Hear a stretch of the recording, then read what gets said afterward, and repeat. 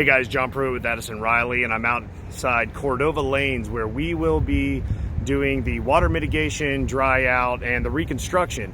And as you can see way up there, we've got a big giant tarp on it because it actually has a hole in the roof and the whole place flooded. So it's going to be a nice remodel for Cordova Lanes when it's all said and done.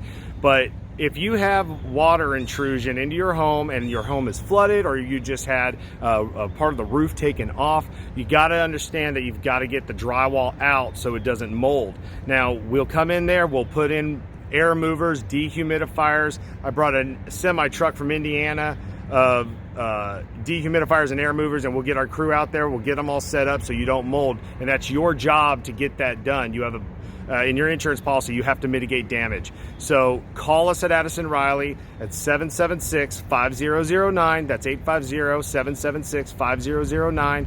We'll get our staff out there. We'll bill the insurance company. We don't do assignment of benefits or anything like that.